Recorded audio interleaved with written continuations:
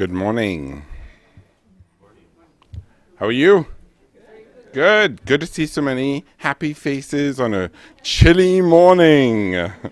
I was just chatting with Kate, and someone shook her hands and they said, "Ooh, your hand's a little chilly." And she said, "Chilly hands, warm heart." So welcome to the warm heart of warm heart of Washington, D.C. And we're here this morning to launch a wonderful report. And in chatting with Ann Richard a little while ago, Ann said to me, "You know what? We love UNFPA." So this is just great to be here with UNFPA and a number of other colleagues and partners to launch this report. I'm Roger Mark D'Souza, the Director of Population, Environmental Security and Resilience here at the Wilson Center. And here at the Wilson Center, we believe that demographic trends, including youthful age structures, migration, and urbanization, play an underappreciated role in global dynamics, including environmental change, climate vulnerability, and state stability. And with support from our partners, collaborators, and friends, such as USAID and UNFPA, we examine the practical dimensions of these issues for policies and programs. So with that mission and that context, we're pleased to welcome you to the launch of the 214th State of the World Population Report, which I hope you got a copy of out front, on the power of 1.8 billion adolescents, youth, and the transformation of the future. What a great title. Our colleagues at UNFPA certainly packed a lot in there. Power, adolescence, youth, transformation, future. These are some of the key themes that we will be discussing this morning, and we're going to focus on three areas. How addressing the diverse needs of today's young people is critical to achieving broader global health and development goals. Number two, how young people are currently affected by these issues. And thirdly, the role that governments, donors, and other partners play in working with young people to ensure that their health and rights are respected, protected, and fulfilled. I'm particularly thrilled that we have Ann Richard to join us this morning to launch this report with us to get us started. As many of you know, Ann is a wonderful supporter of these key development interventions. She's the Assistant Secretary of State for Population, Refugees, and Migration for the U.S. Department of State, a position she's held since April 2012. And she is working with the Obama administration to help and protect women and girls around the world and to ensure that refugee migration and population assistance programs overseas continue to be supported and recognized as critical development interventions. So with that brief introduction, I'm going to hand it over to Ann.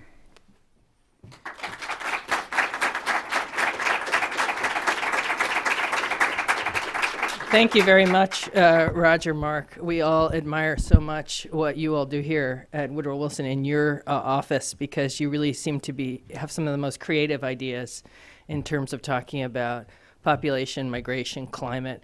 And so I'm very happy to be here today, just at the outset. But then I'm thrilled to be here because I'm here with Kate Gilmore and our friends from UNFPA, who do so much around the world. And Kate and I actually got a chance to travel together a year ago. So this is our anniversary of running around in Ethiopia.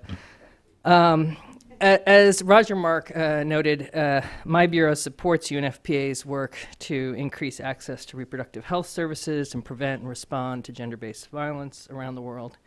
For this reason, I'm particularly happy to be here for the launch of the 2014 State of the World Population Report on the power of 1.8 billion adolescents, youth, and the transformation of the future. As this report points out, our hopes for peace and prosperity depend on what happens to this, the largest generation of young people in human history. If you're like me and you're the parent of a couple of young people and you're constantly asked by interns if you can hire them and recommend them, and this may feel like a personal threat some days, but actually it's a big opportunity. It's a very dynamic, energetic wave of fellow humans. But as the report cautions, many of them struggle against overwhelming odds. In some countries, a girl is more likely to die in childbirth than to complete her education. The vast majority of young people, 9 in 10, live in less developed countries where poverty is most prevalent and healthcare and schooling hardest to come by, and scarce resources are just one problem.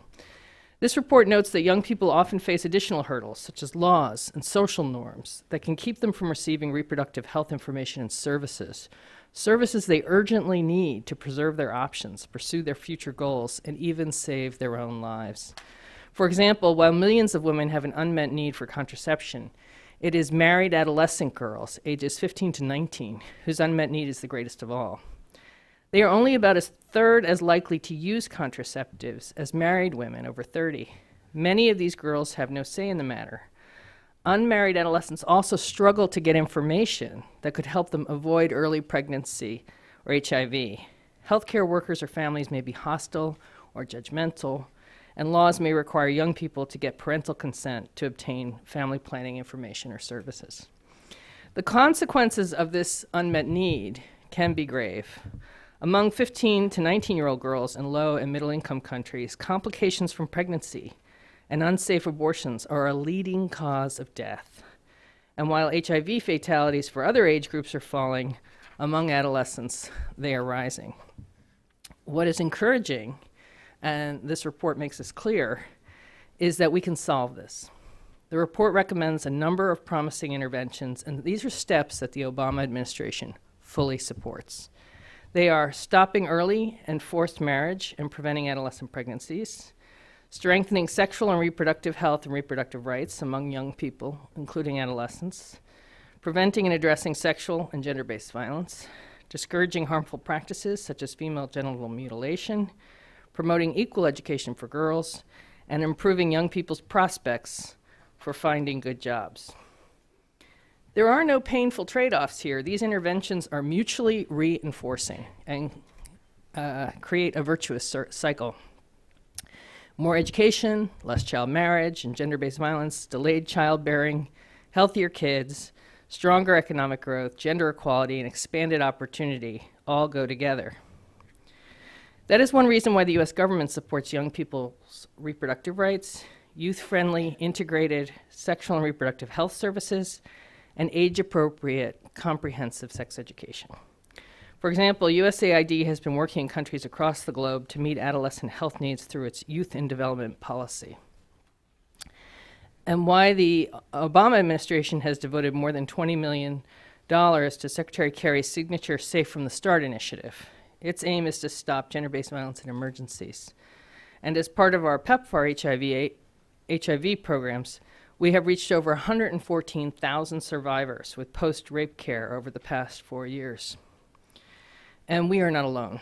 The vast majority of governments have lined up to support these types of policies, and the goals set forth in international consensus documents, starting with the program of action that emerged from the 1994 International Conference on Population and Development. Many have also passed laws to protect the health and rights of young people. But as this report demonstrates, this may not be enough. For example, there is ample evidence that early and forced marriage is hazardous for girls, exposing them to dangerous pregnancies, HIV/AIDS, domestic violence, and often trapping them and their children in poverty. And almost all countries have established some legal minimum age at marriage. Yet 1 in 9 girls in developing countries gets married before she turns 15. Some child brides are as young as 8 or 9. This report points to one important reason for this. Often, particularly in sub-Saharan Africa, the Arab states, and South Asia, laws against early marriage are not enforced. For example, India has criminalized marriage for girls under 18, but in 2010, only 11 people were actually convicted of violating this law. This report can help close the gap between the principles enshrined in our international pledges and what young people experience in their daily lives. It can help laws, enforcement, and programs catch up with intentions. It shows how important it is to understand what holds young people back, not only in theory, but in practice, and to give them a voice in shaping solutions. We all know that young people are the future. Everybody says, oh, the young people are the future. Thanks to UNFPA, we now know just how much is at stake, not only the risks of failure, but the enormous benefits within reach with the right mix of enlightened policies and effective programs. Young people deserve the chance to pursue their dreams and to thrive. As this report shows very clearly, by helping youth secure their future, we can also help secure ours. Thank you very much.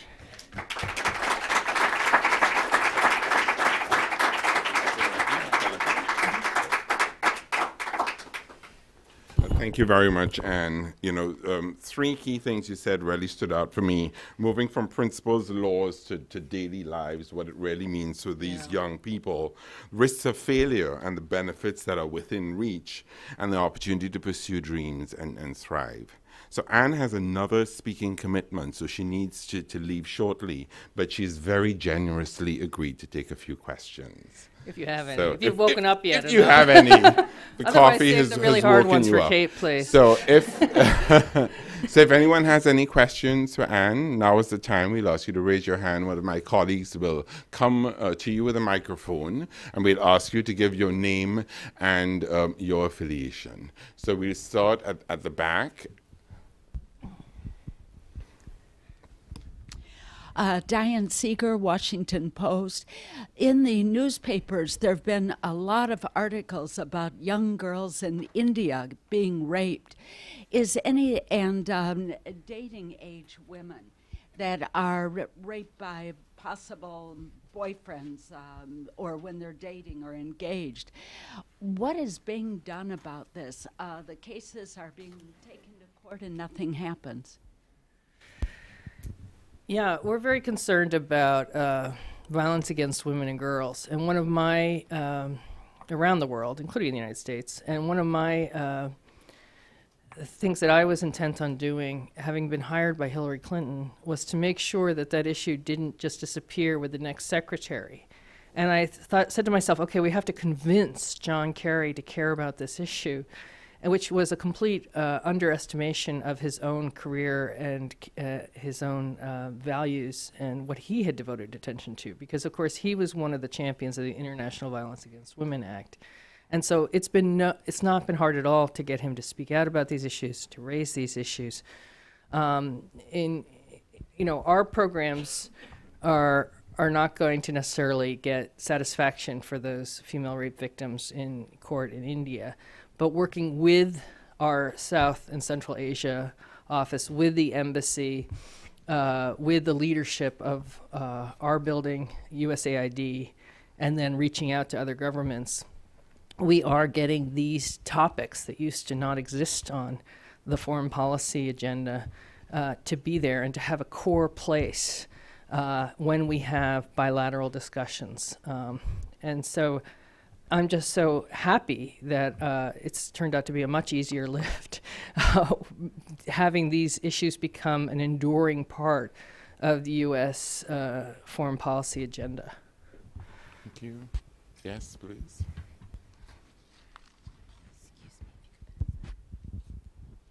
Hi, thank you. I'm Kate Gillis from the Population Reference Bureau.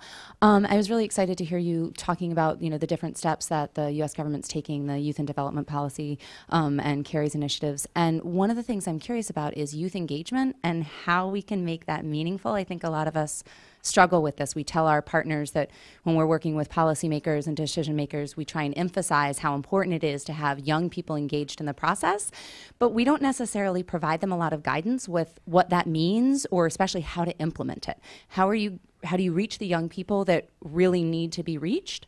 And how do you engage them in a way that they really are continuously engaged, that they're really informing the process? And I'm just curious what you all have in mind to help support those sorts of initiatives. I want you to ask that question to the next panel too and tell me what they say. But I'll tell you what I say. And partly we were talking about this last night. So here you have 1.8 billion young people, and we're trying to figure out, okay, how do we get to them? And one thing that I've learned, and this was really coming from our previous global youth ambassador, Zinat Rahman, is that you have to meet youth where they are assembling, even if that's in cyberspace or whatever the right word is. And like, she was the first person to talk to me about WhatsApp before Google purchased it, because she knew that that was being used a lot by youth overseas to talk to each other, as opposed to the various forms of Twitter, and I'm sure Facebook is way antiquated now, but since I'm using it. But you know, you have to meet them where they are and go to them, and not just sort of sit back and wait for them to show up with us. And so I'm not the expert on where youth are congregating, but I do know a few youth, and I really defer to them on trying to figure out you know, how to get information out to them. One of the things I was thinking about in the last, just getting ready for this, is how much sex there is on the internet. There's so much sex, and how little sex education there is. And we were talking about how hard it is to find out useful information that will benefit you, and if you're a young person, the answers to the very intimate personal questions you have. But you can see all sorts of wacky stuff out there, either intentionally or unintentionally. And you'll have to explain that to your IT professionals why you unintentionally went to that website. But so I think this is really one of the challenges for UNFPA, is to figure out. And this is, and my example that I just gave is based on, you know, kids that have technology, you know, in the places that we're traveling and we're focused on, you know, people don't have reliable sources of electricity and can't afford the kind of technology that young people in DC have.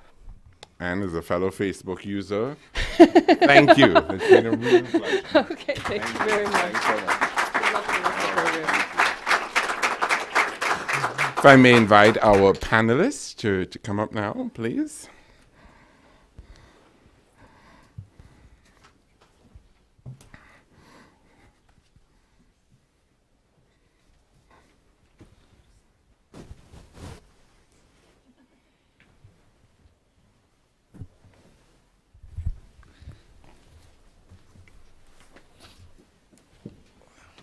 Excellent. So you are in for a treat. I'm thrilled to introduce Kate Gilmore, who is the Deputy Executive Director of the United Nations Population Fund. And when I saw Kate this morning, I said, you know, you're one of my favorite speakers. Kate said to me, Roger Mark, your problem is you don't get out enough. That's not true. So Kate brings to UNFPA more than 20 years of strategic leadership experience working on social issues in her government and for non-for-profit organizations, and is very engaging. So Kate, if I can invite you to come to the podium, and we'd love to hear from you. Thank you so much, Roger Mark, and it's a great honour to be here. I'm very grateful to Anne Richards. As Assistant Secretary of State, she's provided such an energy and a depth of personal and professional commitment to the issues that bring us here this morning, that it's a real privilege to have her as the highest ever official of the United States government to be involved in the launch of a State of the World Population Report. So deep gratitude to her and her esteemed colleagues who are so central to representing this issue around the world. Much gratitude to the Woodrow Wilson Centre and to you, Roger Mark, for this fantastic hospitality and the great surrounds and the kind attention that you are enabling us to draw to this report. True thanks to the wonderful panel that will save the day, particularly after my speech. Will make it truly interesting and relevant. And thank you, all of you, for being here, because there's so little purpose in talking to an empty hall. So without you, there would be no opportunity to share this report in a way that we trust and aspire to at least bring alive for you. place it in your hands. Share that information with you in a way that empowers you as you share with so many people, not only in Washington, around this country, around this world, this challenge of how best to transform the future into something we can all be proud of. As Anne has said very powerfully, the period in front of us is unique in human history. Indeed, never before has there been so many young people. Never again, therefore, is there likely to be such a singular moment for the leveraging of broad-based economic and social progress. But it all turns on how we treat young people today. As our new report establishes, adolescents and young people aged 10 to 25 make up today 25% of the world's population. Indeed, most people in the world today are aged under 30. 90% of young people are living in developing countries, with more than half of them living in Asia, India and China together accounting for most of them. But in 48 of the least developed countries across the world, most people are aged under 19. In other words, where development is most wanting, the reproductive and productive, meaning working age, is poised to double. The reproductive and productive age is poised to double. This is not only a curve bender, this is the curve. And it is the curve whose trajectory will determine what development's outcome is, irregardless of what member states put into the Sustainable Development Goals. Totaling more than 1.8 billion. If young people shared in common a sovereignty or a nationality, they would constitute a country much larger than China or the US combined. China and the US combined. Perhaps we could say that race and gender were the pivotal identities of the last century. Well, by sheer virtue of scale alone, it is youth that will be this century's pivotal identity. It is sure to be that young people will shape and determine the pace, the spread, the share of human progress, and that in the coming decades, they will too be found to predominate amongst those who will suffer the gravest of development's failures. For this era of demographic transition is already upon us, and it happens coincident with a period of likely greater uncertainty across critical dimensions such as climate, global economy, technology, governance. The data make for a storyteller irrefutable.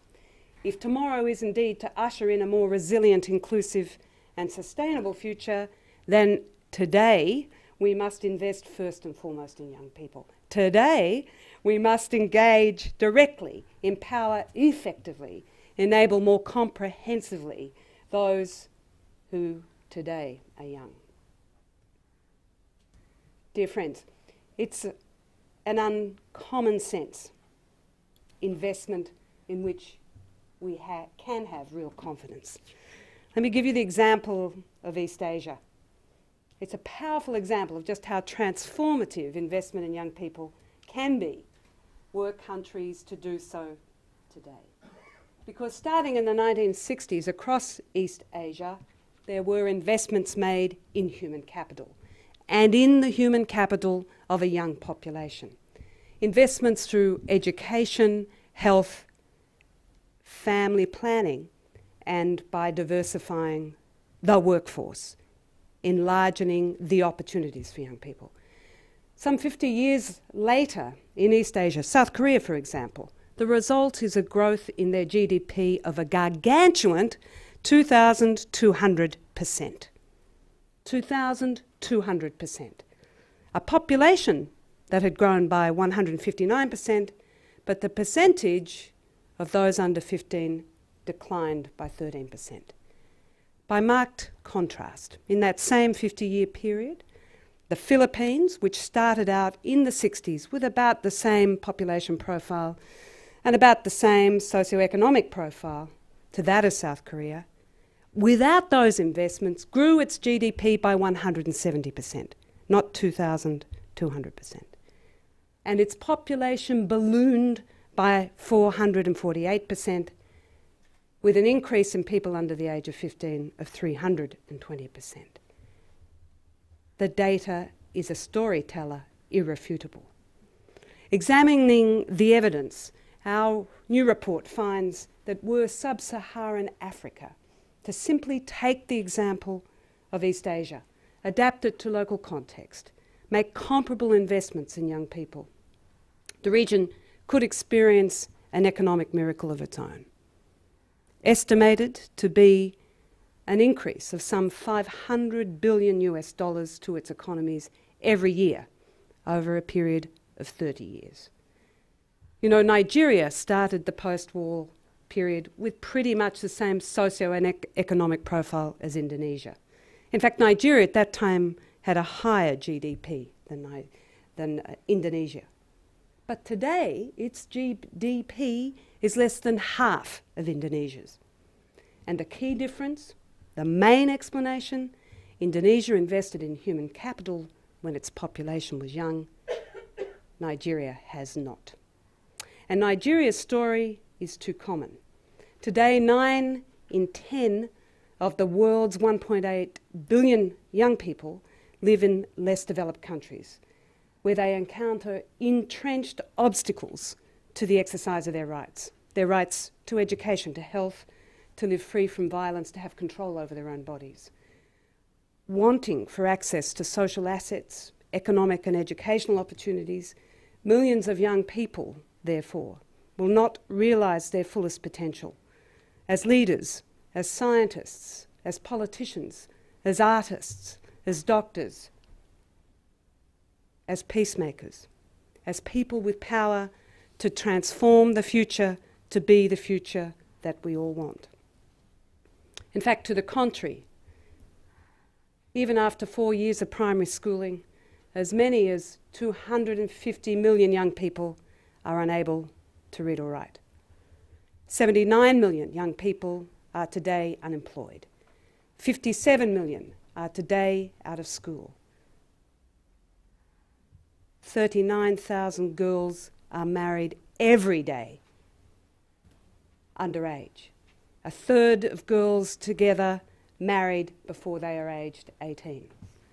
Each and every minute, 27 more girls forced into marriage, forced into domestic servitude, forced into sexual congress for which they cannot possibly give free, prior or informed consent. Each year, as a consequence, 14 million girls give birth, 90% of them in the context of marriage or union, bearing children while they themselves are children. Millions of young women in the context of unwanted pregnancy are turning to abortion and are turning to unsafe abortion, with a far higher percentage of them dying from unsafe abortion than is the proportion of pregnancies that they have in the total cohort of women. Additionally, adolescents today are the only age group dying more frequently from HIV and AIDS after the period of the Millennium Development Goals. They are the only age group for whom new infections are on the increase. And of course, more than 1 in 3 women report being subjected to violence at the hands of an intimate partner or in the context of their family, many reporting this as having occurred before they reached the age of 18. Even if a young person does make a safe and secure transition from childhood to adulthood, he's likely, and she is likely, to find a workforce ahead of them where opportunities are stymied because governments are not investing in creating those opportunities. Stagnant economies, inappropriate policies, neglect of the needs of young people, these are ensuring that decent jobs are kept in short supply. So just allow me to underline this. A world in which a quarter of humanity is denied full enjoyment of their rights is an unjust world. And it's a world without the building blocks for human progress, for human peace, for human security. Yep, the needs of adolescents and young people are significant for schooling, for education, for vocational training and life skills, for meaningful employment, for safer homes, for protection from violence, from exploitation, from discrimination, for support in their evolving capacity to exercise personal autonomy, to make informed decisions about their sexual and reproductive health. For millions of young people, these are needs which remain unmet. And yet, if we were to meet their needs, the fruits of that would be borne by everybody. So underpinning these needs, and critical if we're to track who is responsible for meeting these needs, we must understand lie human rights. If we're to drive down to the root causes of young people's deprivation, we uncover too the determinants of solutions to that deprivation. The origins of deprivation lie in rights denied, rights delayed, rights destroyed. The solutions, enduring and sustainable, lie fundamentally, therefore, in rights upheld, respected, protected, exercised, fulfilled. And in particular, the most intimate of human rights, sexual and reproductive health for young people, which is the business of moving from childhood to adulthood. Those needs are real and they're pressing. But the genesis of our failure to meet those needs lies neither in random misfortune nor merely in youthful risk-taking. It lies with someone else, not with young people, but with older people. It's adults, older people, who drive human rights violations, violations of the laws to protect girls from forced and early marriage, to protect young people from sexual violence. It's adults' decisions to deny human rights that see young people denied access to health commodities, to health information, to health services. It's adults' decisions when rights are violated and rights are denied that then see rights derailed. Adults' decisions that means young people don't have access to education, don't have access to employment, don't have access to economic opportunity.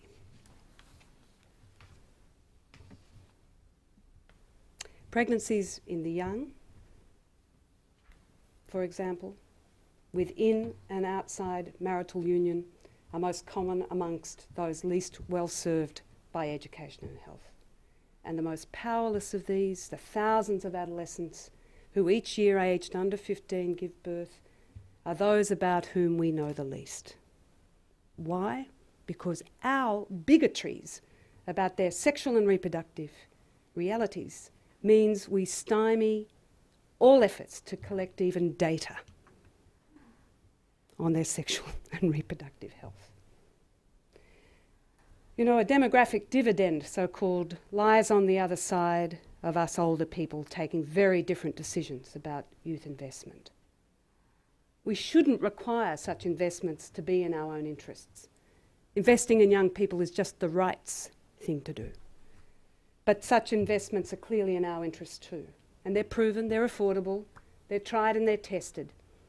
Institutionalised, robust civil registration, including of births and marriages and causes of death, and child marriage in law and practice. Give boys and girls unfettered access to comprehensive sexuality education, grounded in human rights and gender equality. Remove laws and confront cultural norms that impede their access to services, to information, and to choice.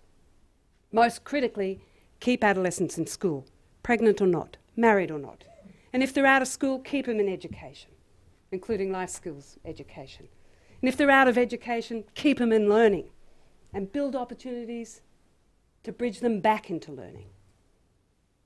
But more fundamentally, as we implement youth-centred law, policy and practice, it's time to admit young people aren't the main problem.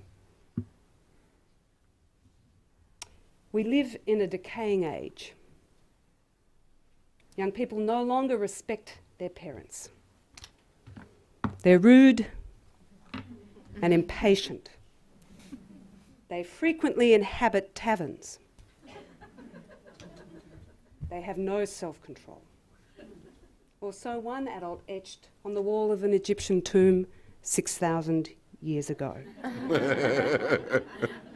Dear friends, throughout time, it would seem adult prurience and our dogged amnesia have combined to drive and ignore some of the most preventable of human suffering that young people endure.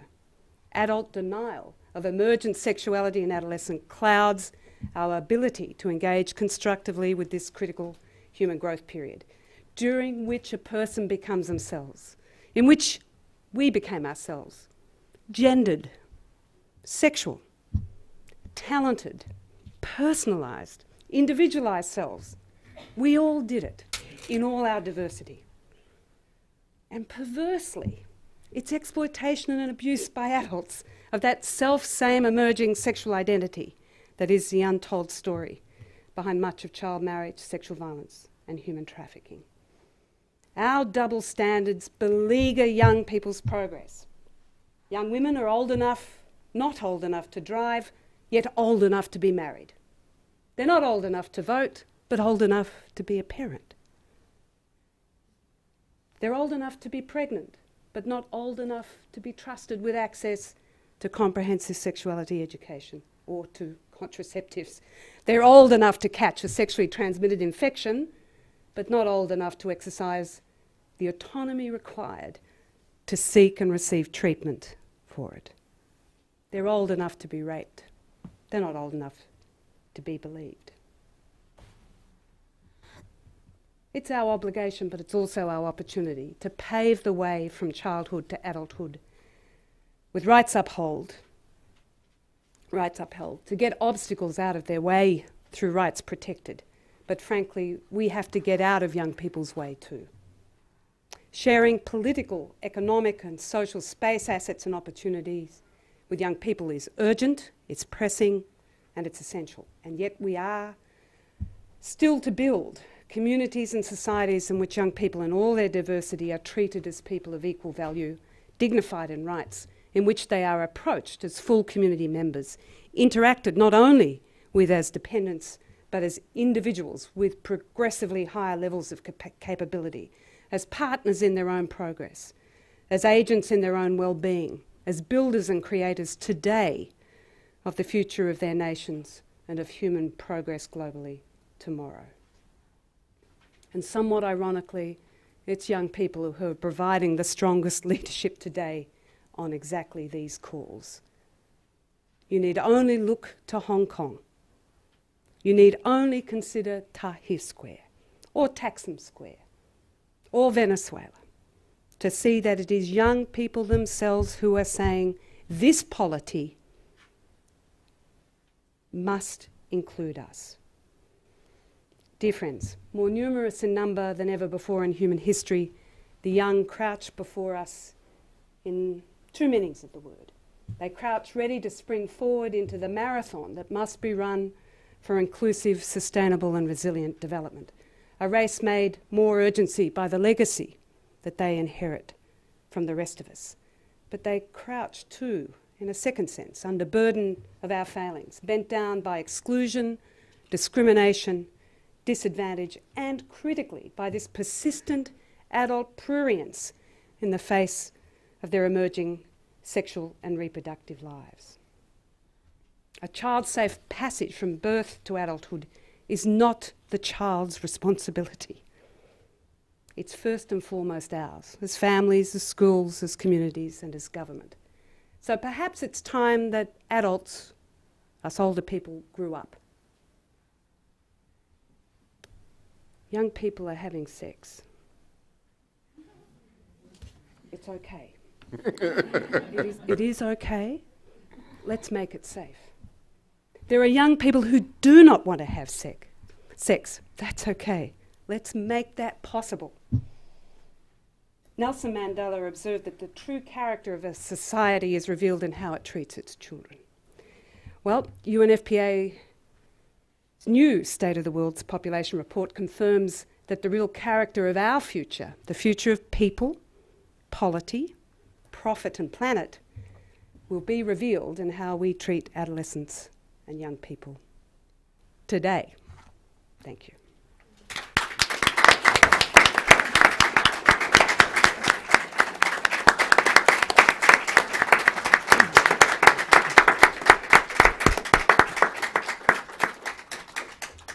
Thank you, Kate. I just knew you were going to prove me right.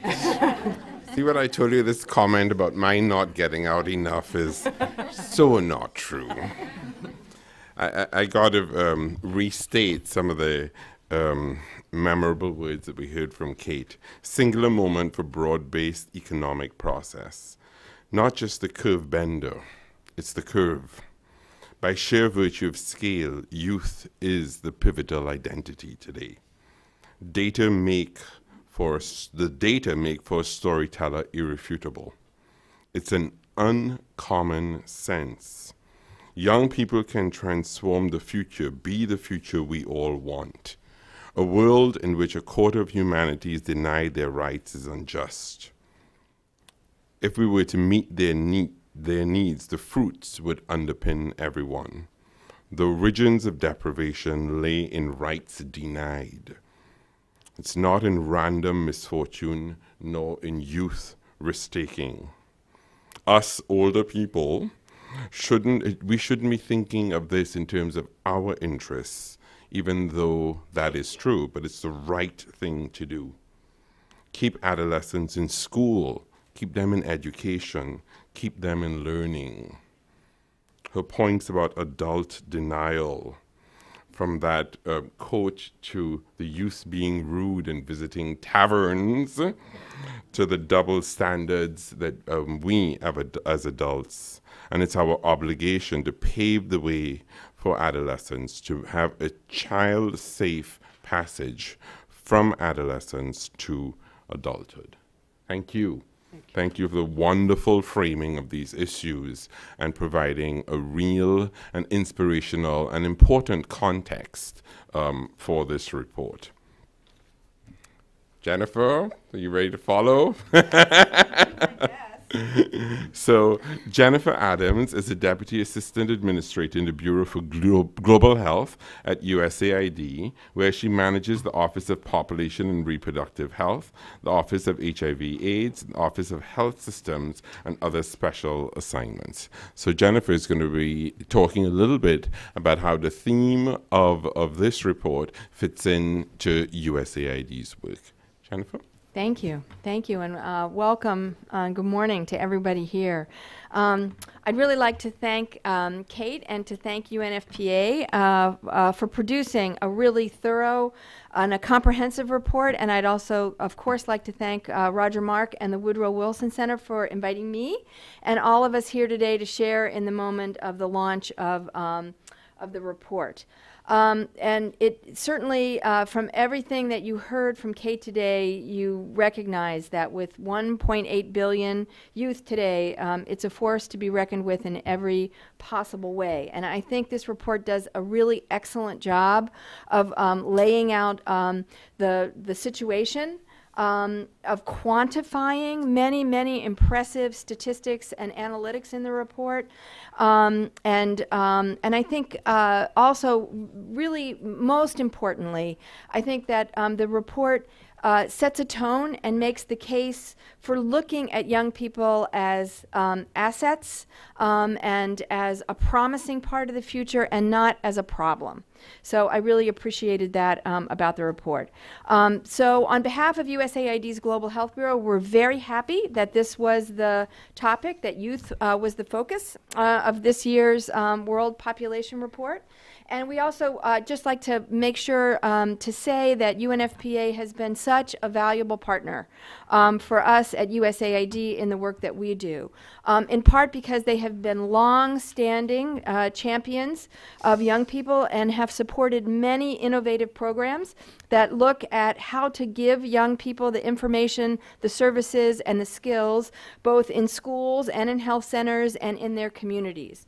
So working together, in partnership, UNFPA and USAID have been able to produce, I think, some innovative work. One, a series of high-impact practice briefs that really look at the evidence on programming for adolescents to build a knowledge base on which we can expand our work in the future. In Benin and Madagascar, UNFPA and USAID staff have been piloting a toolkit that can really look at how to communicate effectively with young people for behavior change, what it is that really resonates with them in terms of messages about health and their future.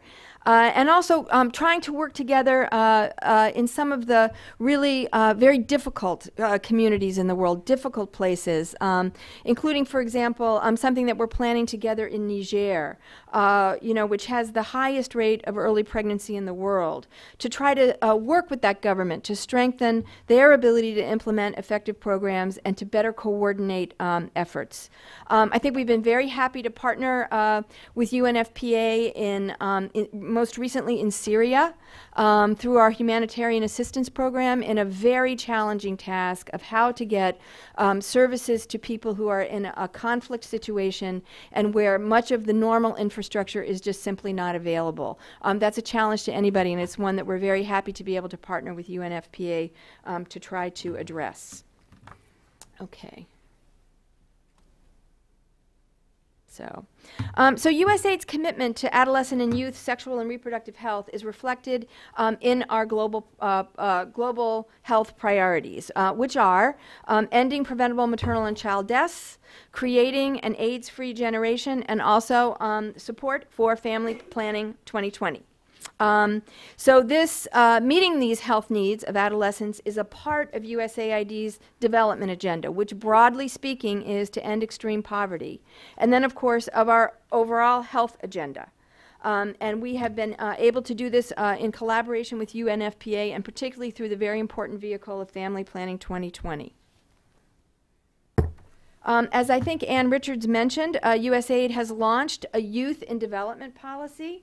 And with the launch of that policy, we're actively working on ways to promote this within USAID and as part of our global agenda. It's really a cross-sectoral approach, which we think is really very important.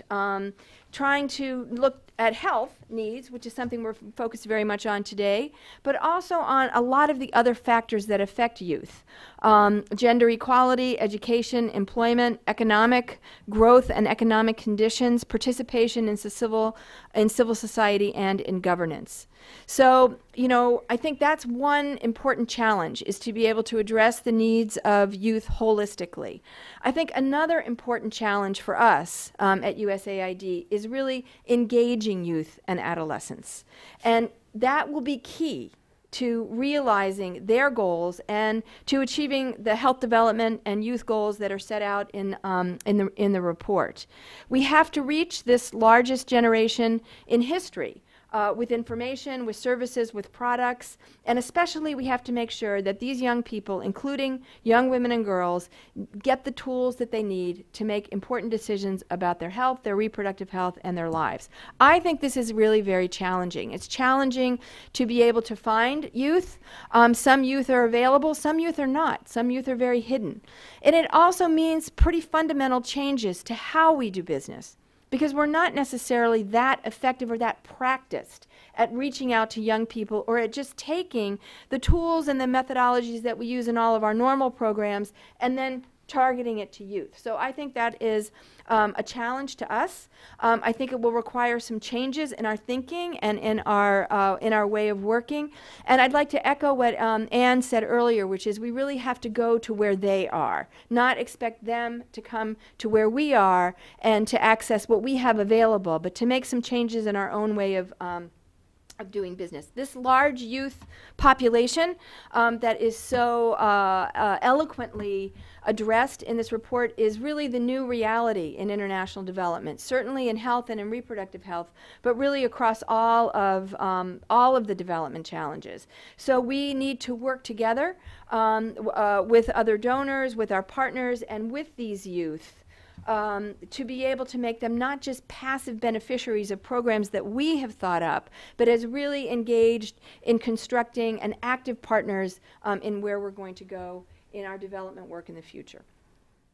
I think there was already quite a lot that was said about the really terrible consequences that young people face in the world today, the huge numbers of people who die. 2.6 million young people die every year, almost all of that from preventable causes. In many of the countries where USAID and UNFPA works, pregnancy, childbearing, unsafe abortion are major causes of mortality among girls and adolescent women. And we know also that the children of those adolescent mothers face heightened risk for morbidity and mortality. So I think we can't underestimate these challenges, but we also can't be overwhelmed by them. Again, as Kate so eloquently said, these are our partners in solving these problems, the 1.8 billion young people in the world. And we need to depend upon them to also help us, inspire us, and help us to find those solutions for solving these issues. So another thing that I just wanted to say very quickly is that in this cross-sectoral approach, one of the things that we're advocating for includes the sexual and reproductive health. And we know that investments in family planning, reproductive health, and child survival, girls' education, lower the fertility rate. And a lower fertility, as we've seen in Asia in the examples that Kate was talking about, produce a larger working age population relative to the rest of the population and a smaller dependent population.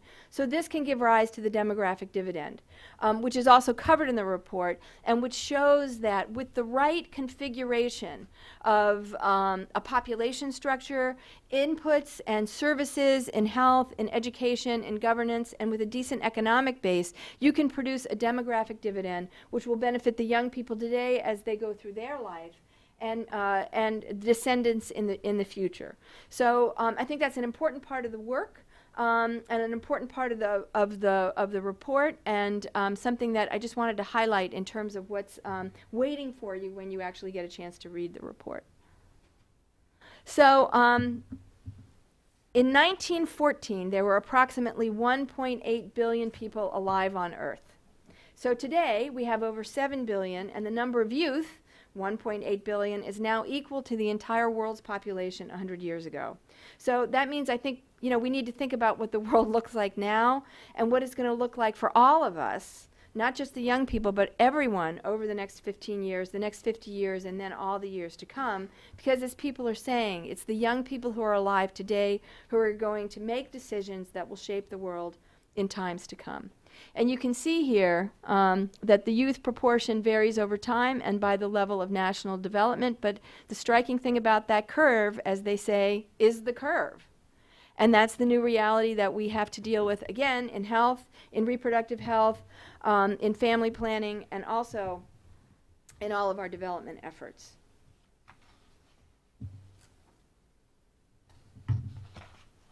I think I have many other examples here. But I guess what I'd like to do just quickly is to mention that we're going to award a new global youth project, which is called Youth Power, in the very near future.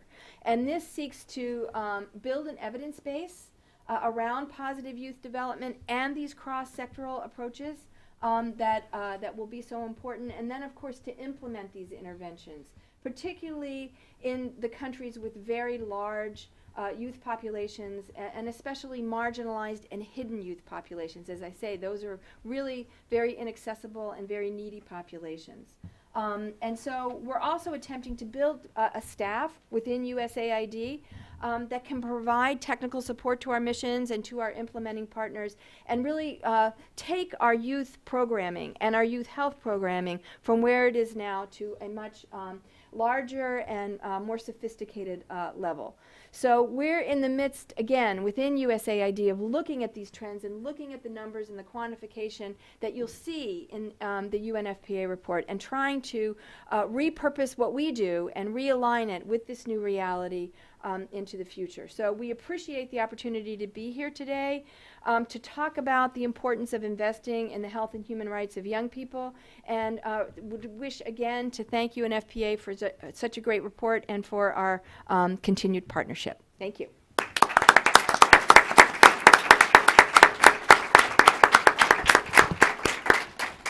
Thank you very much, Jennifer. It's great to hear the collaboration between UNFPA and USAID, to learn a little bit more about the work in conflict situations, to appreciate the support for FP 2020, the Youth and Development Policy, and the new Youth Power program that will be emerging. I wondered if I could ask you to talk just a little bit more about your statement about some youth are hidden. Can you talk a little bit more about what you mean by that and how you try to deal with that? I think one example of that is the experience that USAID has had in other organizations with young married adolescents. So often after marriage, girls in particular will drop out of school, and so some of the public institutions where you can access them, they're not really so available anymore. They're at home.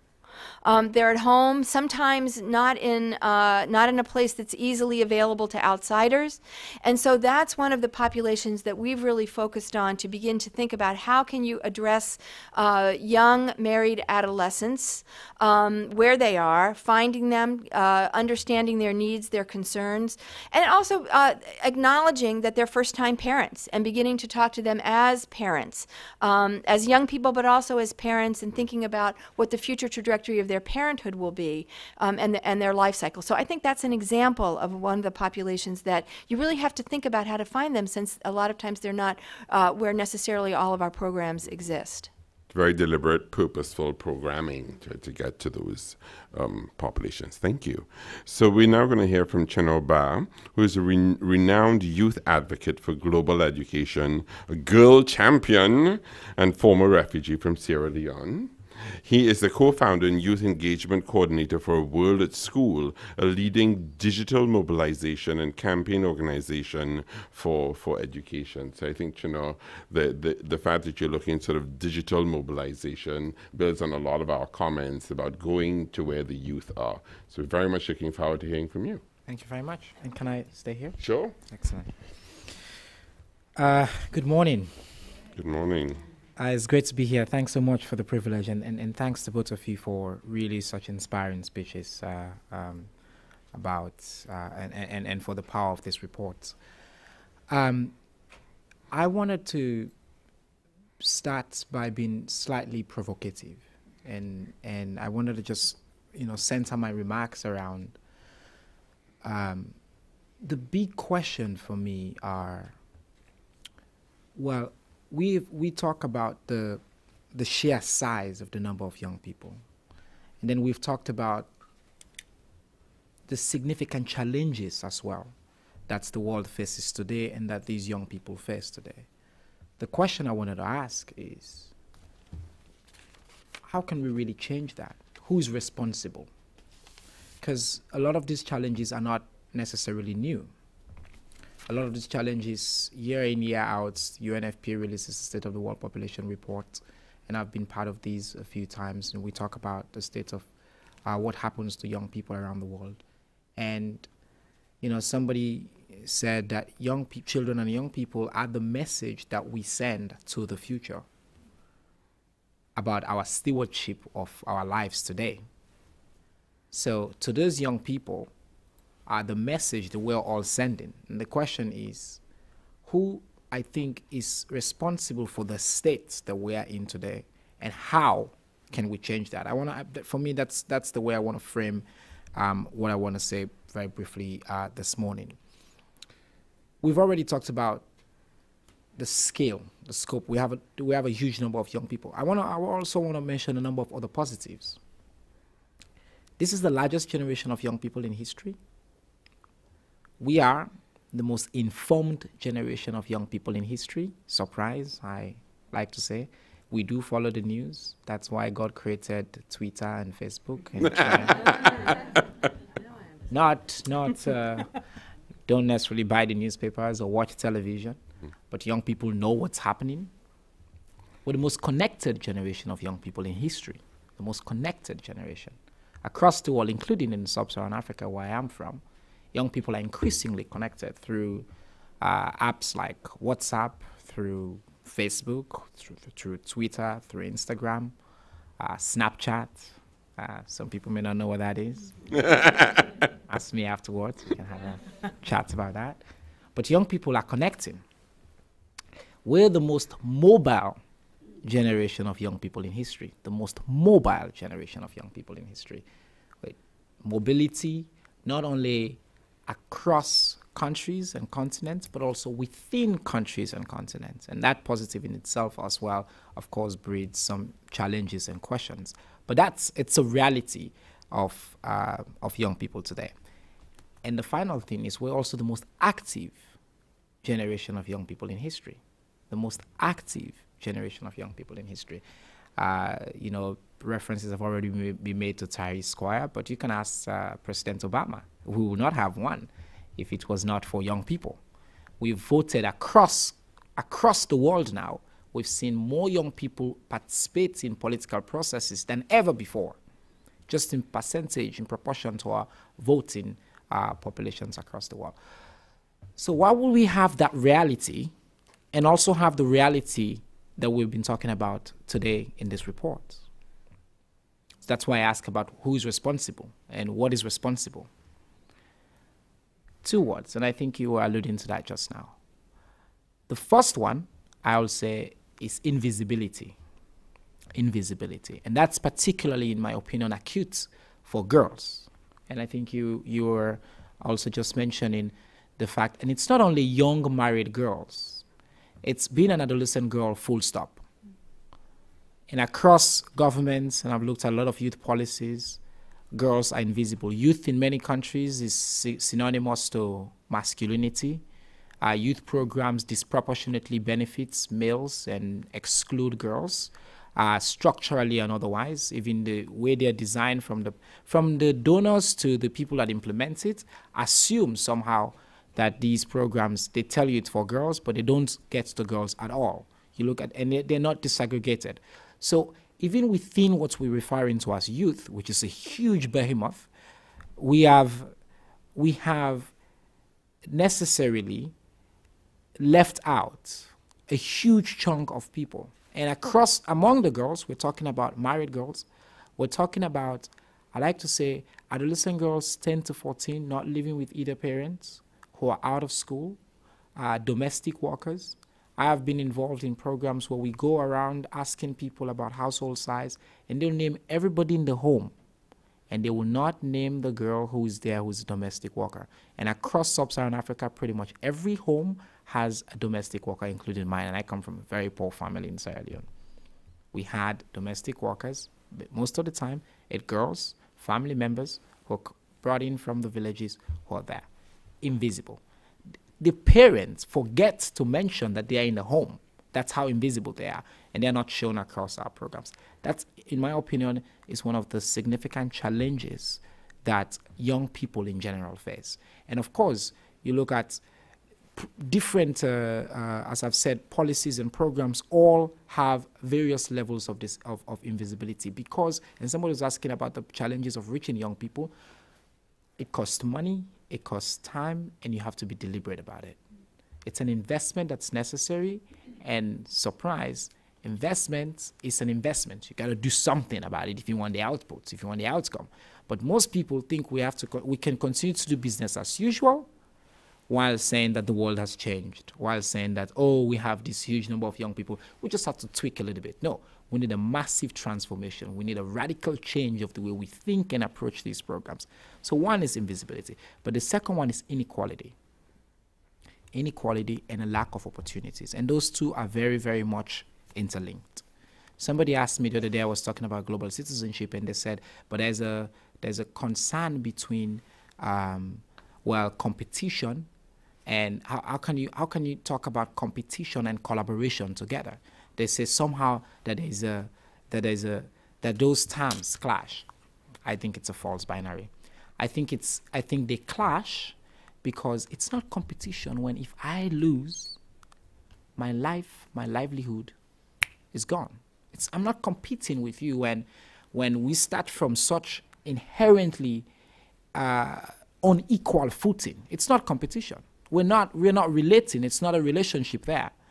And when my stake are so high and yours can be whatever, it's not competition. So I don't think we have that kind of collaborative interaction that's happening around the world. And so I think particularly for young people, particularly when we talk about the demographic dividend, particularly when you look at what's happening in countries like mine, is we have a lack of opportunity, we have a huge inequality, and when you look at, again, these numbers, if you disaggregate them, 10 years ago, in the past 14 years, we've made huge advances in education. We made huge advances. We sent 100 million more kids into school.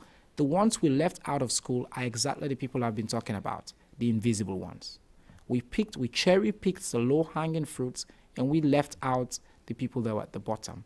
And this brings us back now to the question of young people. For me, in most societies, there's a strong correlation between those who are at the bottom rung of society and the young people.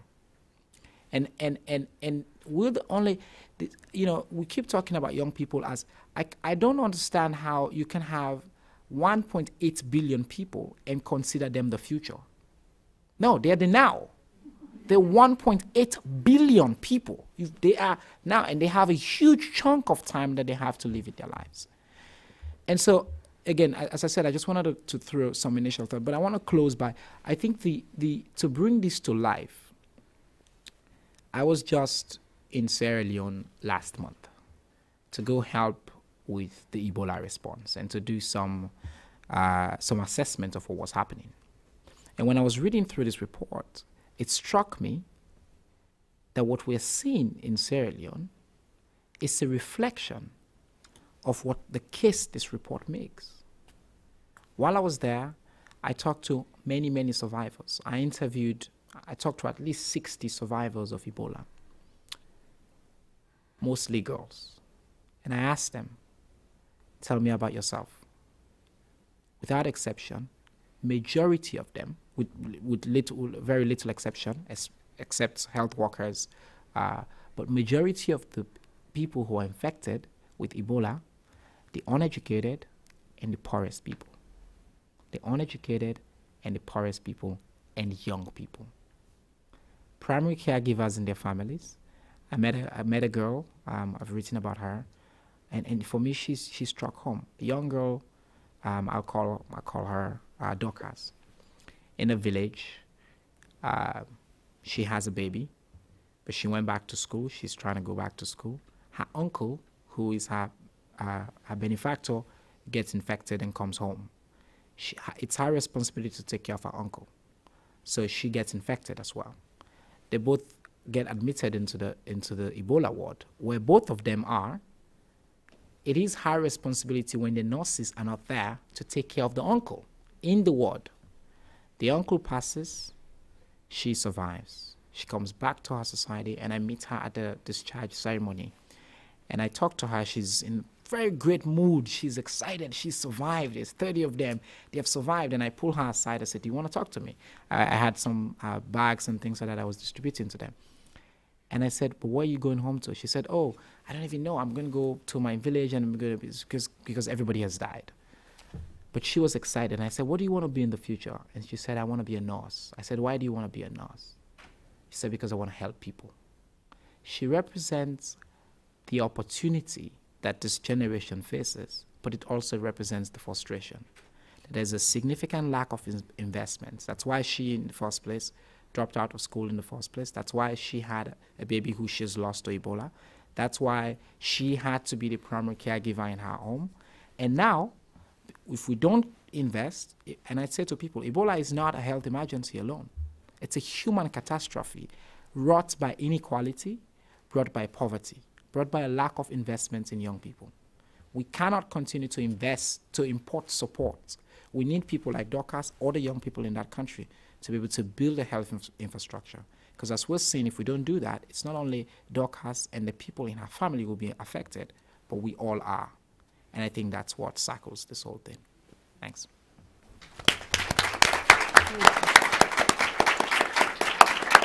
Absolutely fantastic.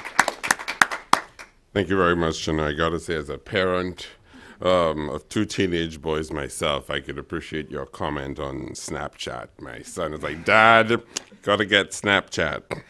So, really liked your framing of sort of moving on the scale of young people to remind us of this generation being the most informed, the most connected, the most mobile, and the most active, not just in terms of advocacy, but also political engagement. A very important point about invisibility and inequality.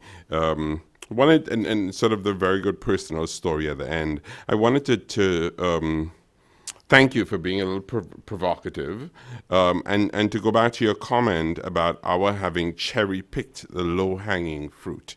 Talk a little bit more about that. Where do you, from where you stand, see the greatest opportunity for sort of practical, programmatic interventions for this generation that is the now?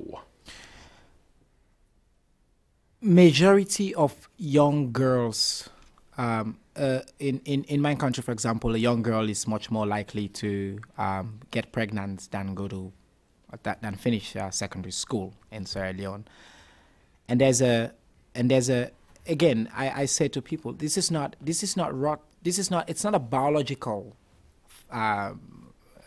it's not a predetermined biological outcome that should happen to a girl, right?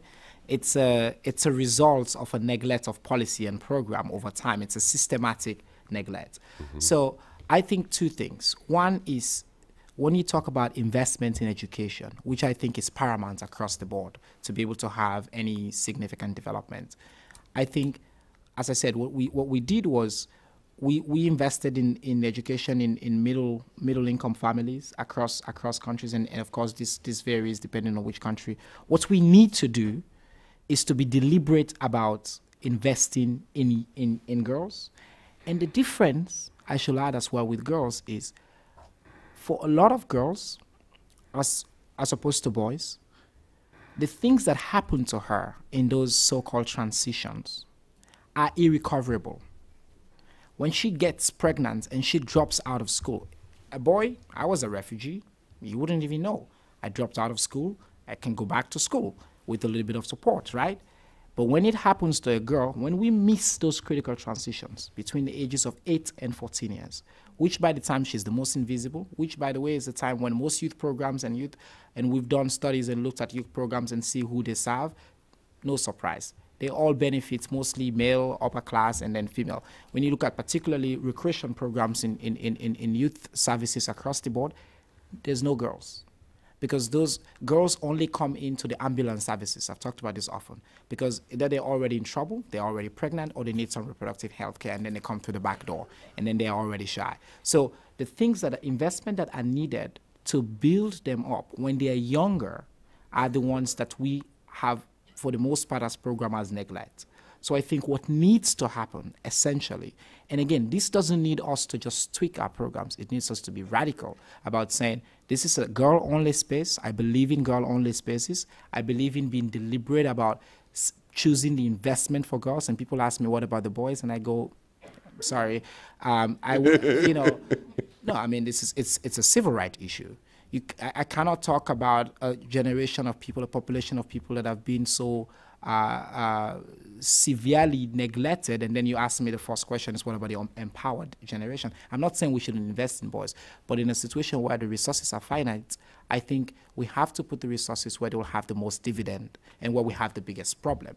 And without exception, in my opinion, across every data that I've seen and every place that I've been, it's young adolescent girls that need to be invested in. Great, thank you. Thanks very much. So Joel, we're going to hear from you now. And I'm always excited when we have a panel where we have more than one young person when we're talking about youth. You know, sometimes you have that token youth representative. We have more than one, which is great. So I know, Joel, you're in very good company here today. So Joel Davis is the founding executive director of Youth to End Sexual Violence, an organization of youth dedicated to eliminating rape and other forms of sexual violence in conflict. So Joel, we're looking forward to hearing from you. Thank you. Oops. Thank you very much. I just want to start off, and also to calm my nerves a little bit, I also just kind of want to start off to thank the Woodrow Wilson Center and especially UNFPA for inviting me to be here today. It's really an honor to be included on this panel. And this report is so fantastic to help contextualize and quantify some of the challenges that young people are facing around the world. So this is really, I think, the starting point for a conversation, an official starting point for a conversation that has been going around in the community of young people. The discourse of young people has long been talking about structural inequalities that have been that young people like myself face. Just something to highlight: nearly a quarter of the world's population are now aged between 10 and 24 years old. So a quarter of the world's population is young. And 90% of young people are living in developing countries. Poverty, disease, poor access to education, and lacking opportunities for development are serious problems that young people face around the world. Young women especially are vital economic actors in their communities, but in many cases, they're unable to access those opportunities or access education to make the most of their opportunities and to make the most of their communities. And on behalf of young people everywhere, I'd really like to say that we notice it and we're angry about it. Underpinning a lot of the conversation with young people is a lot of anger. And anger is a good thing, I think. It's pretty fluid, and it underpins most of my speeches and conversations that I have with adults. Not because I wish to be impertinent, but it's because of the realities. It's a challenge. As a young person, I face a challenge every day trying to have a conversation about what's going on in the world and to be taken seriously. I can't count the number of times that I've been respectfully declined my request to speak with somebody in humanitarian organizations, in human rights organizations, and with governments. People just sometimes don't want to have a conversation with young people. I also want to say that I'm one of thousands of young people that work as an activist. I'm one of thousands that is trying to work as an agent of change. I focus specifically on trying to eliminate the use of rape and sexual and gender-based violence in conflict, which has long been called history's greatest silence. And we're trying to end that. But I want to say that I'm not here because I'm the best or because I'm the smartest. I'm not here because I have the best ideas or I know all the answers. I'm here today because my fellow 1.79999 other billion young people unfortunately wouldn't be able to fit in this room.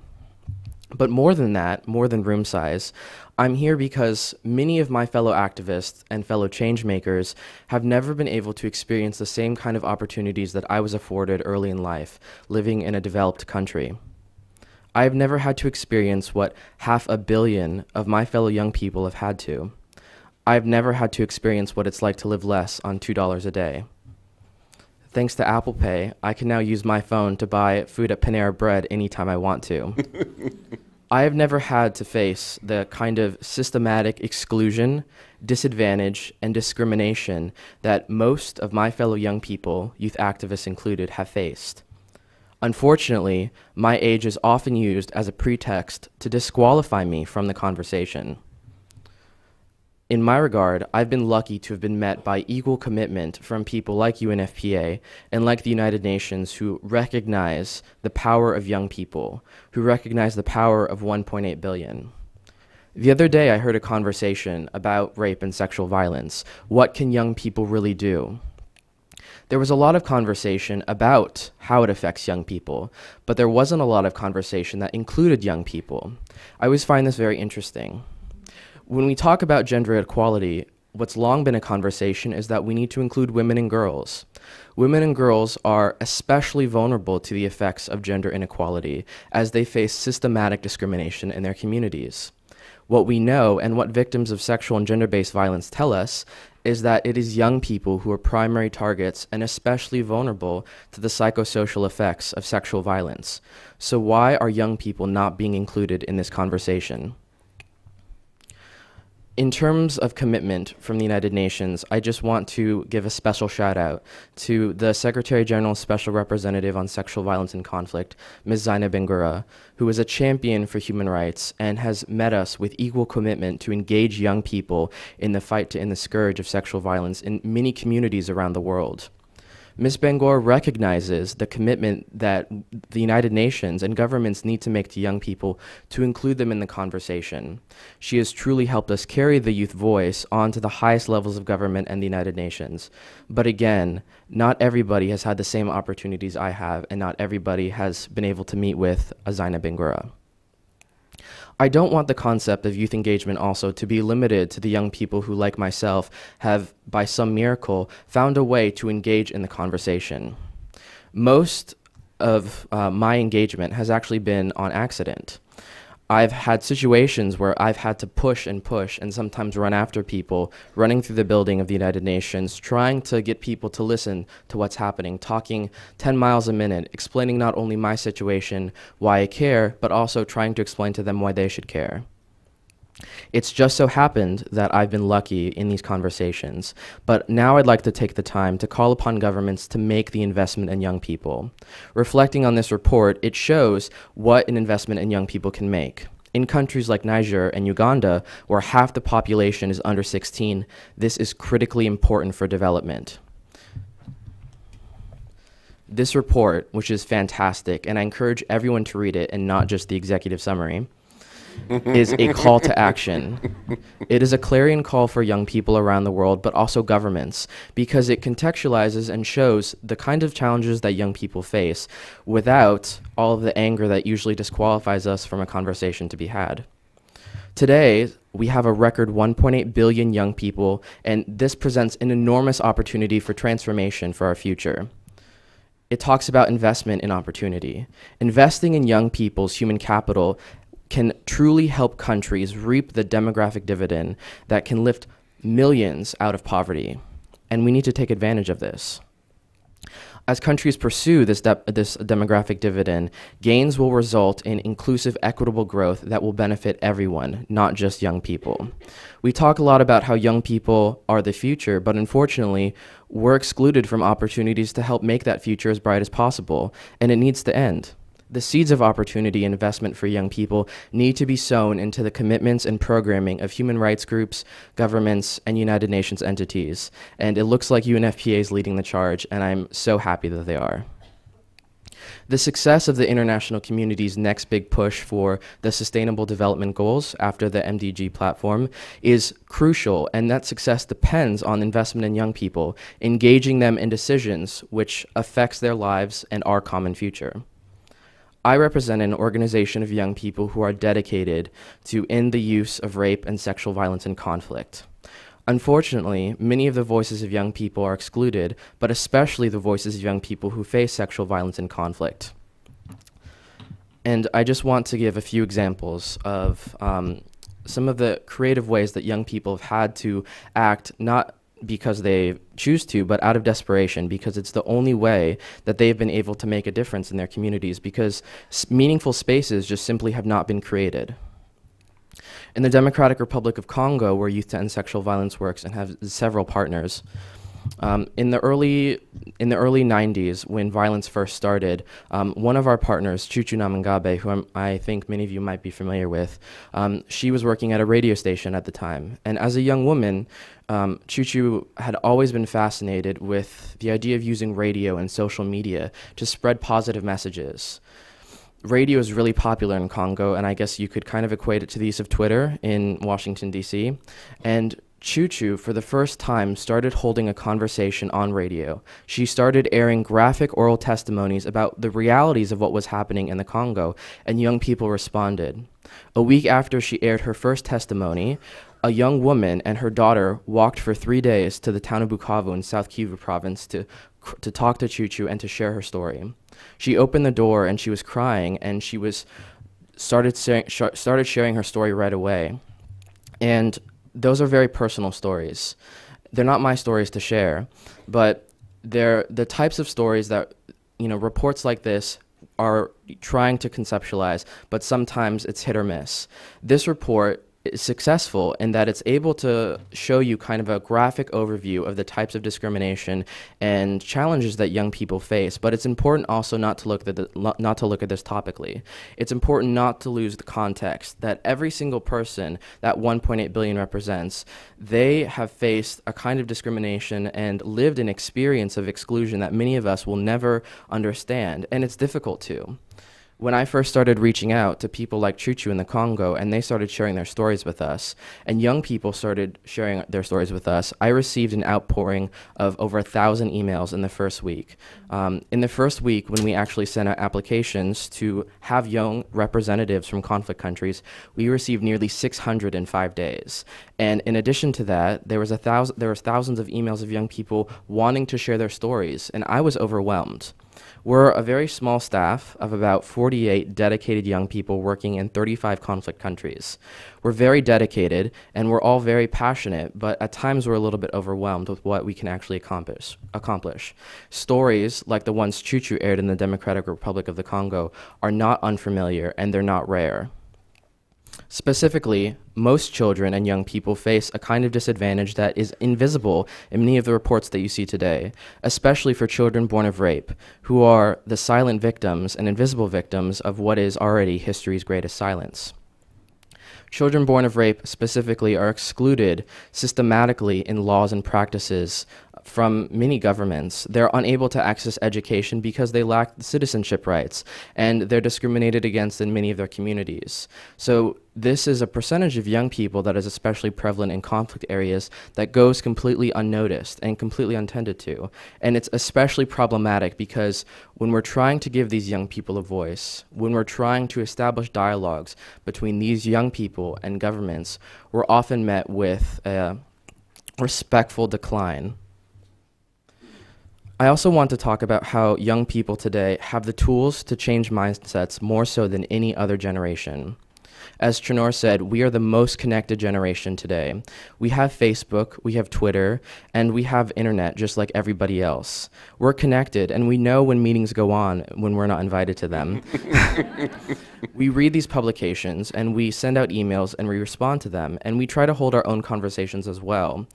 And we really recognize that most of the issues that young people face can be solved with participation from young people.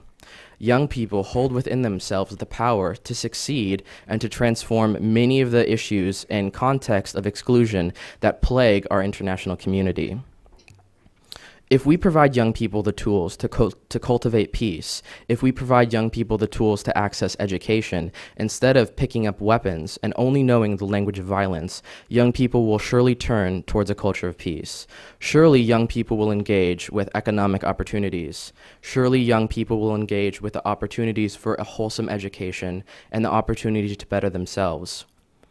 It's our responsibility, a social responsibility, and it's the right thing to do, to provide young people with these opportunities. I can't tell you the stories that I've heard from young people who have only known violence, child soldiers specifically, who operate in northern Uganda or in the Eastern Democratic Republic of Congo. One child who's 12 years old, by the time he was 12, he had already raped a 4- and a 9-year-old girl. It was because he was never able to access education, and through complex reintegration programs, he was never again afforded access to education. He grew up only knowing violence, as so many generations of young people have in conflict areas. This is unacceptable. Now, after he was reintegrated, because he was not afforded access to education, he fell back into the same vulnerable cycle of violence. He became vulnerable again to a system of violence that is essentially self-sustaining. I also want to respond to the question that I hear most often. What can young people do? This is a really big question, and I'll be the first to say that I don't have a comprehensive answer. But my response is usually, do you know what young people are doing? Because young people are doing incredible things. For example, our recently appointed youth ambassador in Somalia years ago co-founded the country's first rape crisis center in Somalia, an incredible feat that put her in the spotlight, but also put her as a target at risk for discrimination and exclusion from her community. Now, years later, after she and her mother established the country's first rape crisis center, we're pleased to say that many have followed. Organizations like Sister Somalia that we work with closely have taken the lead in championing youth inclusion and youth participation in programming on sexual and gender-based violence. And this is something that should not be rare or the exception. Rather, it should be a common pattern throughout humanitarian programming and commitments. One of the things that we try to do at Youth to End Sexual Violence is we try to ensure that governments are accountable for commitments that they've made. And we've been operating in a lot of contexts in a lot of countries, and unfortunately, we have made a few enemies, but that's okay. It's a conversation that is a bit uncomfortable to have, but it's one that needs to be held. In many countries, we recognize provisions for humanitarian aid often disregard access to safe abortions, or often disregard family planning services for victims of sexual violence, especially in areas that are high risk, like refugee camps. This is unacceptable as well. This report does a fantastic job of contextualizing and quantifying this information and data. So now it's out there. And I'm so pleased that UNFPA has put it out there for governments to reference to. So no longer is the discrimination and exclusion that young people face in terms of safe abortion and accessing sexual and reproductive health rights a question of, well, is it really a problem? It is a problem, and this report shows that. I've been called inexperienced, I've been called ignorant, I've been called every word in the book, but really I'm just a very passionate young person who has a lot of anger about being excluded from the discussion table for so long. I firmly believe in the power of young people, and I often ask people, if you really think that 1.8 billion can't make a difference, try standing in the way of 3.6 billion feet and see if you can, withstand that. I'm a strong believer in the agency that young people have because I've seen it firsthand. In India, we're working with the International Campaign to Stop Rape and Gender Violence by giving young people a voice in northeastern regions or in rural areas that aren't covered in the media. We're giving these young people a voice and putting pressure on the government to sign the G8-backed declaration of commitment to end sexual violence. We're doing similar efforts in Africa and in South America and in Latin America. We're working to give young people a voice, and we're partnering with human rights organizations to ensure that there's a youth perspective and perspectives that address youth-specific needs in humanitarian programming, and this is especially important if we're to address conflict. Young people have incredible agency, and as a young person, I would say that I don't know where I'd be if I wasn't afforded these opportunities. I can't imagine my life living any other, serving any other purpose besides fulfilling the need to support human rights. And I know that there's hundreds of thousands of other young people who feel the same. They only wish that they could be here where I am, talking about supporting human rights, and they deserve to be. Young people deserve to be in this room today, and young people deserve to have a voice. And it's the commitments of governments that will make a transformation to reach out to young people, because we've been speaking out. We've been acting for years. We've been talking with each other, and if there's one group of people who know young people best, the needs of young people, or what's happening with young people, it's young people. You need only look so far as if you're a parent to your child and talk to them as if they're equals and hear what they have to say, hear those responses. And it's that kind of mentality that can bring about a transformative shift to international communities all over the world. If you only reach out to young people and say, what do you think about this situation?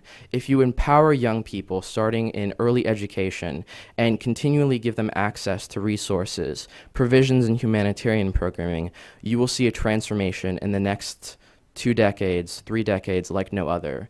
Young people are agents of change, and we have to make sure that we're giving them the resources to fulfill their potential. Thank you.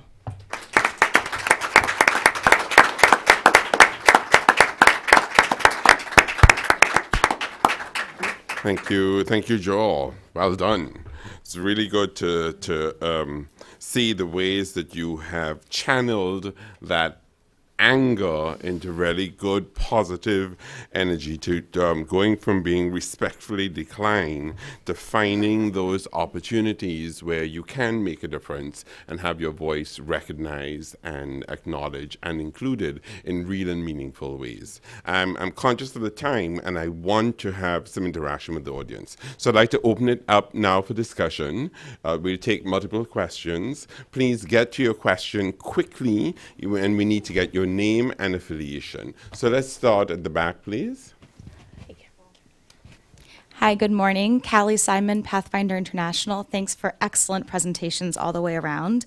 Several of you and this report have acknowledged and called for multisectoral programming that links sexual health and rights with education rights, civic engagement rights. The USAID youth policy calls for this. But I wonder if you might go a bit deeper and talk about some of the real challenges we face in doing this, funding streams that are siloed, ministries that don't work together, and perhaps highlight some promising actions or solutions to get us towards that multisectoral programming vision. Thank you. Thank you.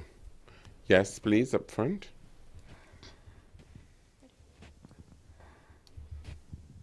Hi, Caitlin Bryant-Comstock with Population Action International, and it was an amazing panel. Several of you pointed out the age group for 10 to 14 is often invisible. There's no data on this age group, and so I was just wondering, DHS has said there's a lot of challenges, we can't invest in getting this data, so I just wanted to know recommendations or strategies to how we can begin to collect this and ensure this age group is represented. Great, thank you. Yes, up front. Good morning. I'm Lillian, and I'm a Leadership and Advocacy for Women in Africa program at Georgetown University. Thank you all for your presentations, and I hope to read the report. My question relates to the use of the youth in a country like mine to score political points. You see a country like Uganda now where the youth are being used to, by the politicians to score those political points. So I don't know what strategies you have used. For example, Joel, you seem to have traveled a lot, Congo, close to Uganda. So I want to know what strategies you have used, policies mainly, to advise the several African countries where the youth are susceptible to these political games that unfortunately the adults are trying to impose on them, because it's easy for the children to actually get, taken up by these politicians. Great, thank you. Front. Hi, I'm Jack Goldstone at the Woodrow Wilson Center. There's a lot of valuable information in this report, but I want to ask you about one bit of data that I think stands out, and that's the gap in secondary education. Many countries have had great success in advancing primary education, but secondary education is really the critical element for empowering women and getting both men and women into jobs. Even in poor Asian and Central American countries, 50% or more of children are enrolled in secondary education, but for many African countries, 75 to 80% of secondary school-age children are not in school. It may be 85% for women, 65% for men, but it's just ghastly. It's far, far worse than any other country in any other area in the world. And I'm just wondering, why is secondary education such a particularly egregious problem, and what's being done to advance that? Great, thank you. Yes, please. Hi, Jill Gay with Works Association and also author of a HIP adolescent brief. My question is, in the report it shows that less than 30% of countries actually implement access to comprehensive sexual and reproductive health services. How do we get to the other 70%? Thank you. In front, yes. Hi, I'm Karina Stover with the Evidence to Action Project, and I don't think we're going to get through all these questions today. I wanted to say a thank you to all the heroes that have spoken today. It was very interesting. But I'm also interested in everyone in the room thinking about whether we can find heroes either at the local level, country level, or even international level of movie stars or musicians or whatever who would stand up and speak out for reproductive rights for youth, and that might be a great way to get to them. Great. You know, get services to them and information. Good. Thank you. Thank you. All right. So we have some great points. And Joel, I'm going to ask you to start. Sure. So we have questions on multi-sectoral programming, challenges and opportunities. How can we get the DHS to better collect information around the 10 to 14 age group? How can we work with African countries in particular that may be looking to use youth as political pawns? What can we do about the gap in secondary education and local heroes who can help advance this issue? There we go. Joel. All right. Take your pick, not all of the above. So I'll start with the multi-sectoral programming. So it's so important when we're tackling an issue like sexual and gender-based violence that you employ cross-sectoral strategies. So multi-sectoral programming, in terms of sexual and gender-based violence, that kind of alludes to the actors who are working in the field to try and end the scourge of sexual and gender-based violence.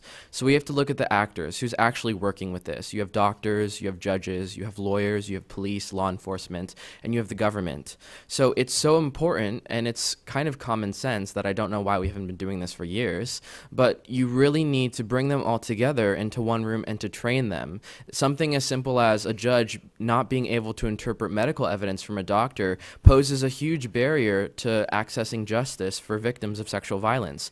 And it's something that organizations like Physicians for Human Rights is working to combat by providing cross-sectoral trainings. So a multi-sectoral approach needs to underlie, of course, all of our recommendations and all of our programming to try and end things like sexual and gender-based violence, ending that kind of scourge. So on the use of youth also to score political points, we have employed strategies to try and combat this. Like, we recognize, young people recognize, and young people know when they're being used. It's pretty obvious when we have a voice in a public spotlight, but then behind closed doors, we're not included in a conversation, and none of our recommendations actually get included.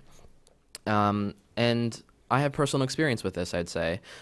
There's been times when I feel like my voice has been included as part of a great PR campaign, and then at the end of the day, our recommendations that myself and other young people have put together, I've actually been told that your 3 pages of recommendations need to be cut down for 3 sentences, to 3 sentences for the final paper, for the final recommendations. So the crux of youth engagement, it shouldn't be distilled down from 3 pages into 3 short sentences. It's unacceptable. So how do we kind of combat this? How do we employ strategies to ensure that youth aren't just being used topically or in a superficial way, that they're actually being integrated into a political process? It's a little bit difficult, but what we found success with is going to the highest levels of government and making sure that we have visibility in the international community and at the United Nations, and we're writing what happens. We're just telling people our experiences and letting the truth speak for itself. And that's what we've been most successful in doing, surprisingly, is because, we haven't had to lie or be really sensational about what's going on. People become outraged based on the truth itself, because it is pretty outrageous. We've had great success in partnering with people like the Special Representative of the Secretary General on Sexual Violence. Ms. Zainab Ben-Gura has actually made it a point to reach out to young people when she will go on missions now to countries. She'll be reaching out to our youth representatives and will be constantly conducting consultations with young people, continuously talking to young people and to youth-led organizations. So we really have a comprehensive understanding of what's going on in the country. We're going to use this to inform the United Nations and also to inform governments, to let them know that we have a voice. We're trying to gain significant political clout in this manner, and we're trying to hold governments responsible, because even if a government is putting it out there just to score political points and say that they're engaging young people in the conversation, at least they've engaged us. We're just not going to let them shut the door, because at the dining table there are no reserved seats. Nice. Kate. I'm going to let Chenor have my say. I think his voice is more important at this stage, and if there's anything left over, people haven't covered, I'll pick it up. Thank you. You're very kind, Kate. Thank you very much. I was just going to start with your question and say, wait, we're not enough as superstars?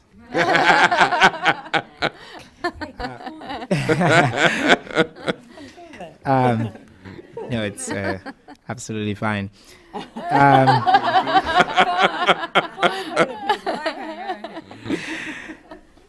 I wanna talk about two things. One is about the question around the 10 to 14-year-olds and kind of what we need to do about that, because I think it's a critical problem that we continue to experience, especially in developments, and the repercussions for this, I think, are huge across the board. Now, I think there are two things that I can think about right now. One is we need to show, we always talk about policymakers, and that's why I was saying who is responsible for this, right? Is it us as citizens? Do we have apathy? Do we continue to be siloed and come here and talk about this and we know it's important, and then the policy making process happens in a separate place, right? So how can we create those connections when we can make the case? And I mean make the case in two ways. Oftentimes, part of the problem when we make the case for girls, we pretend that it's an emotional case, that you should care about girls because of your heart. And finance ministers would love to listen and applaud, and then they go back and say, give me the numbers. So I think, and I've always said, when I talk about girls' issues, we've got the numbers and we've got the emotion. So we have the double dividend, the double barrel information here. And I think we have to make that case. In a country like Sierra Leone, 2/3 of households in the next 50 years will be headed by a single parent, by a woman. 2/3 of households. If you're not investing now in those women, in those girls, then you're going to have a huge problem. In Liberia, it's up to 90% of households will be run by a single woman across. So I think what we need to do, first of all, as a community and here, is to be able to make those cases, is to be able to identify effective champions that we can relate with and work with, and then to show at the scale that we can. So we can, while we cannot necessarily get the DHS to overwhelmingly change everything now, but we can when we're weekend partners, and that's where I think agencies like USAID come in to support organizations that are interested in this to carry out studies that will then show, again, empirical data that demonstrates the importance of this. And I think that's a really, really valuable and important point. On the question of young people in political processes, that's a very important, it's a very important issue. But I tell you what, I can have a cynical answer to that, which is, well, those governments that use young people as pawns in the political game, they lose out. The countries lose out. But the ability to use young people like that is because there's a lack of opportunity for young people, because there's a lack of education, because there's a lack. That's why. I think that if young people are educated, if they are empowered, their abilities to be able to question that, to be able to challenge those structures, those power structures, are better enhanced, as opposed to when they don't have the skills and they don't have. So it's a bit of a chicken and egg situation. But I think the point that Joel was making, I think, is a valid one, which is, necessarily over time, the more and more we have more educated, more advanced young people, more empowered young people, I think, the more that's the likelihood for those kinds of things, I think, will reduce. And finally, I'll just say about the secondary education. You're so right. For me, that's what breaks my heart every day as an education campaigner. I look at most girls that I meet in my community where I grew up, in Sierra Leone and in Guinea, is most of these girls, as I said before, are more likely to get married. In Sierra Leone, 1 in 2 girls in rural areas are married by age 18. And, the way we talk about marriage, I think also is another important thing. Because remember, marriage is a desirable, right? Marriage is not an undesirable. But when we talk about early marriage, so the way we talk about it is early marriage, it's as if you get a desirable earlier. It's like a double desirable. So there's a problem of discourse there in the first place I think we have to kind of address, right? It's not, this is forced rape. This is constant rape of girls that needs to change. But I think the specific to education is, I think it's an investment issue. I think it's an incentive issue, both to families, because people make rational decisions. Poor people, they make rational decisions that are based on the reality of their context. Are you going to go to school, or am I going to send you to go get married now and come take care of the family? And when they're faced with those choices, when they look around, they don't have role models. They don't see anybody that went to school that has a positive outcome. They can't take care of their families. What do? They send their kids to go fend. They get rid of most families send their kids to get married, not because they hate their girls, but because they like them, because they want them to have a desirable outcome. And I think that's the incentive we have to address. And we need to address that incentive, and then we need to make the right investment. Thank you. Thank you. I think I'll just make one very brief comment that touches upon the important point that you brought up about secondary education. And then it relates a little bit to the point on the opportunities and the challenges of multisectoral programming. So I think one of the things that needs to be thought about a little bit in regard to the lack of opportunities and the lack of secondary education, particularly for girls and particularly in Africa, is the intersection of education and gender-based violence. So this is a very significant problem in these countries, and it is both a problem in some sense and a solution, because on the one hand, school-related violence against girls, including sexual violence against girls, is obviously going to be a major obstacle to education, and will have a disproportionate impact on girls, since they tend to suffer the consequences, particularly and including in a school-based environment. On the other hand, there's the transformative potential for schools and education to empower those individuals to champion different norms of gender equality and to challenge the violence against women and girls. And that depends upon thinking across sectors, thinking outside of strictly speaking educational attainment goals, thinking about a gender perspective, thinking about equality.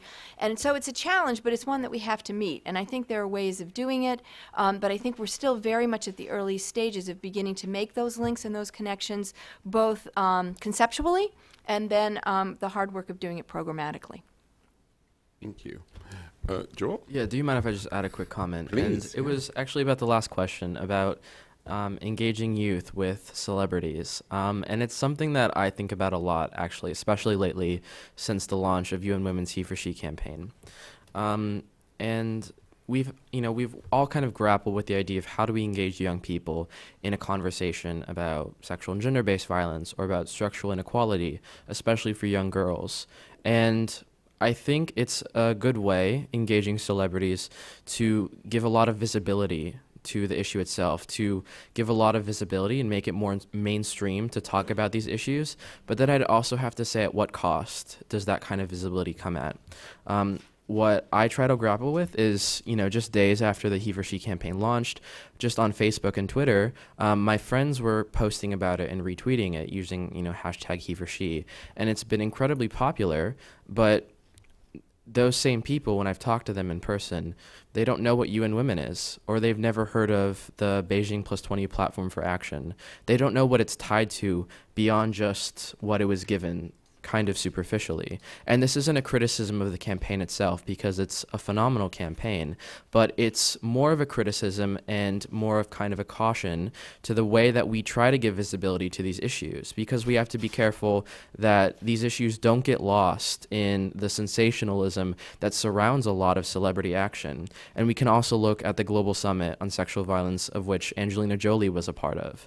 The whole hashtag Time to Act was trending on Twitter, and when I came back after these discussions, the only thing I heard from my friends was, "Did you meet Angelina Jolie? How was she in person?" So it's that kind of discussion that is really important going forward, to make sure that we're engaging young people in the conversation on the topic and not engaging them in a way because it's a fad or a trend. Thank you. Kate, any concluding comments?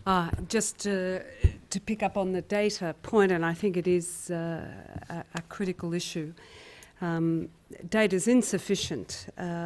It's essential but insufficient. And on the 10 to 14, 15-year-old, we simply have not been collecting that data for very spurious reasons. So the way forward has to be, particularly in the new development agenda, whatever the Sustainable Development Goals, or as I would prefer them to be named, the Sustainable Difference Goals. the differences we can afford to make and the differences we cannot afford to continue with, in there we will have to have an underpinning accountability structure of disaggregation.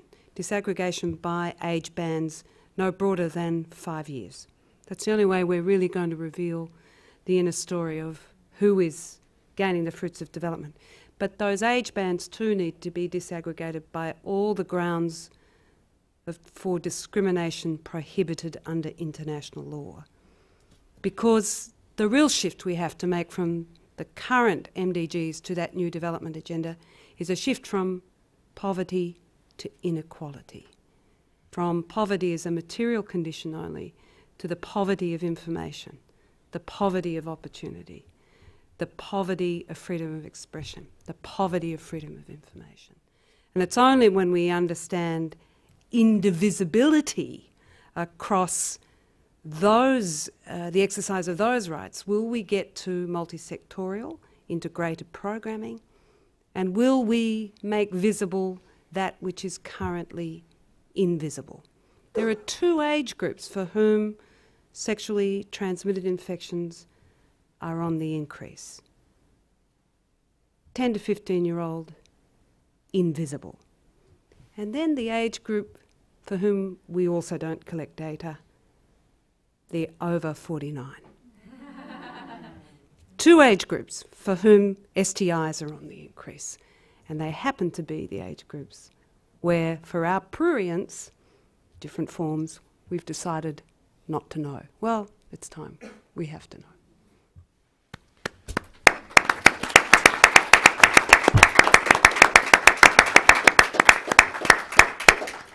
You know, it's events like this that remind me why I love my job. So, you know, there are a number of key points that I think we've covered today. From the data is an irrefutable storyteller to the power of youth is now. That youth is the new reality in international development, and we cannot just cherry pick the low-hanging fruit. Otherwise, we're going to have to deal with 3.6 billion feet. I love it. Think of the smell. Yeah. I'm just thinking gym socks. And ultimately, there is no reserved seating at the dinner table. Thank you. And I want to congratulate UNFPA on this excellent report, and I would urge you to follow Joel's advice. Don't just read the executive summary, read the report. There's a lot of power in the information here.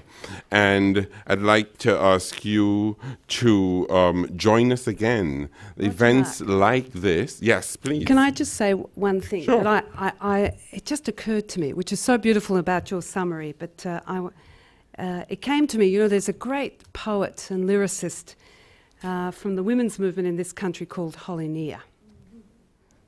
She has a song that I think we should affirm right here and now. And the words are, I won't sing it for you.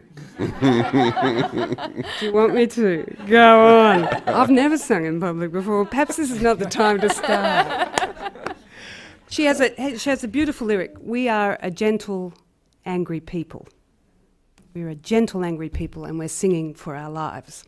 I think, for me, incredibly movingly, these 2 young men have reminded us we have a job. It is to be a gentle, angry people and to understand we are singing for our lives, but critically for theirs.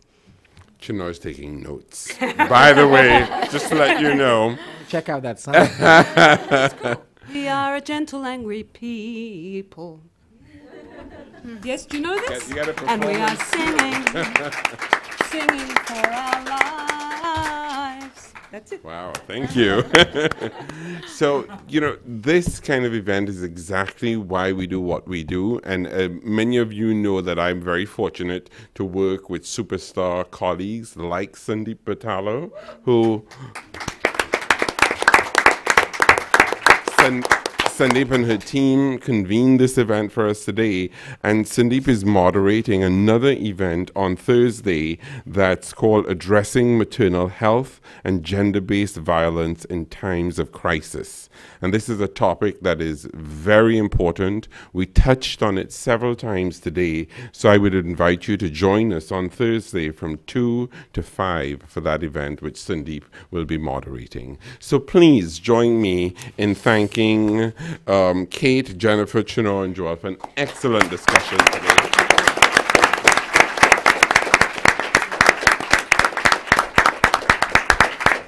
Congratulations to UNFPA. Make sure you get your copy of the report and stick around to chat with the panelists a little bit if you'd like. Thank you.